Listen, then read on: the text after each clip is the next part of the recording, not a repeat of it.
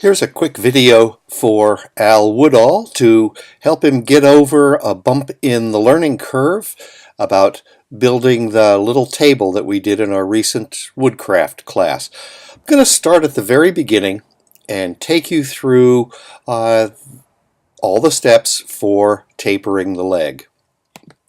I might not be exactly the same as the handout I gave you in class, but the results will be the same. Right now, I'm just laying down guidelines so I know where to position the legs for the table. I'm going to choose the rectangle tool and drag a box, type in my coordinates so I make it 1.5 inches on a side. And then I'll switch to the push-pull tool, begin moving this up, type 23 and press enter. That gives me the basic shape of my leg. And now with the select tool, just drag a box around that shape, type the letter G and make it a component, not keg. That's for later. There we go. And we make some copies. Hold down the option or tap the option key and then drag the copy until it touches those guidelines. And of course do our flip along command. In this case it's the components red.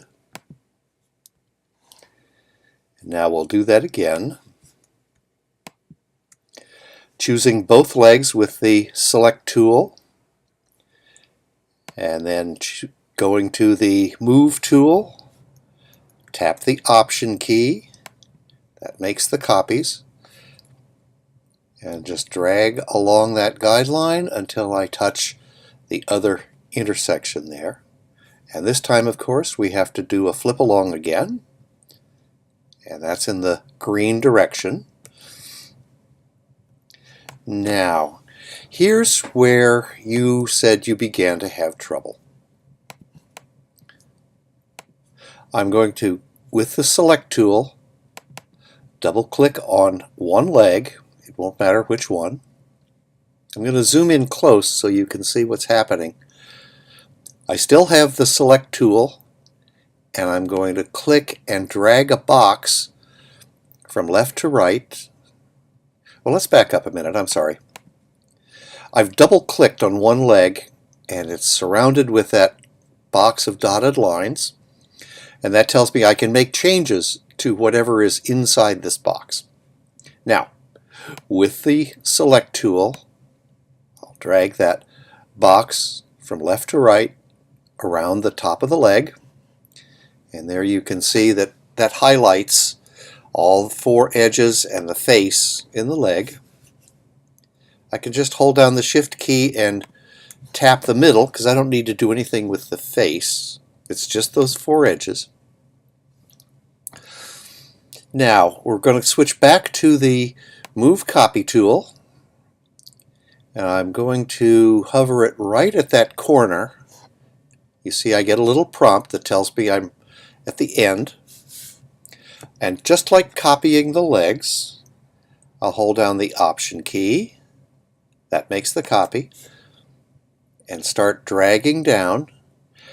Now, again, let me back up.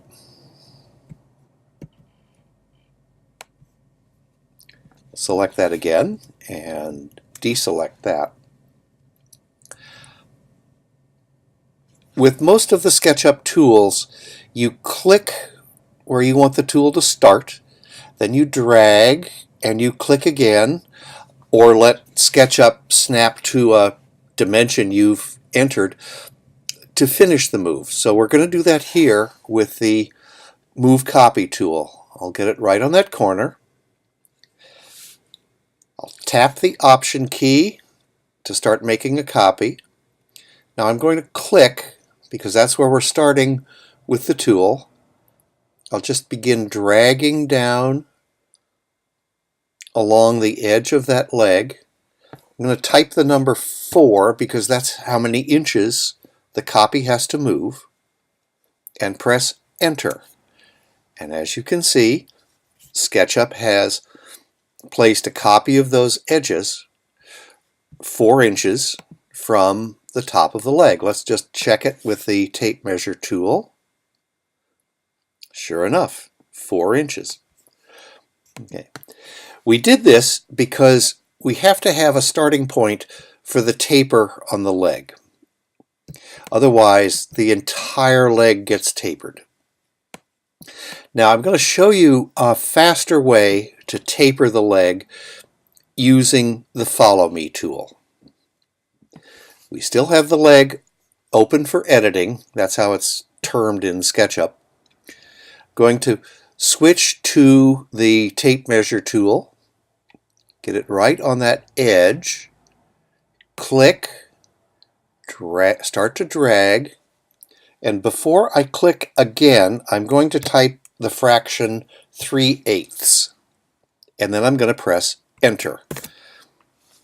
That puts a guideline 3/8 inch from the edge of the leg. I'll switch to the pencil, the line tool, and I'm going to draw a line from the edge there where the copy of those lines landed, and I'm going to come down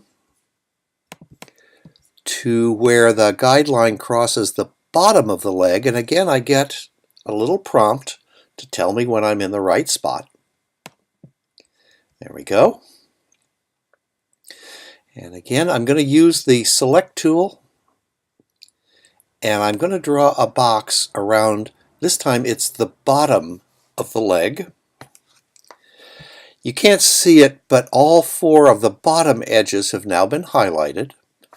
That creates a path for the Follow Me tool. Those 4 edges make a nice square path for Follow Me to follow. I'll switch to that tool, and I'll just click once in that area, that little triangular area, and there we are. And of course, because we're working with a component, all 4 copies of the leg got the same treatment at the same time. They're absolutely identical and they're oriented correctly. I hope that helps. Of course, you can always email me or give me a call and we can set up a time for a one-on-one tutorial. Thanks for watching.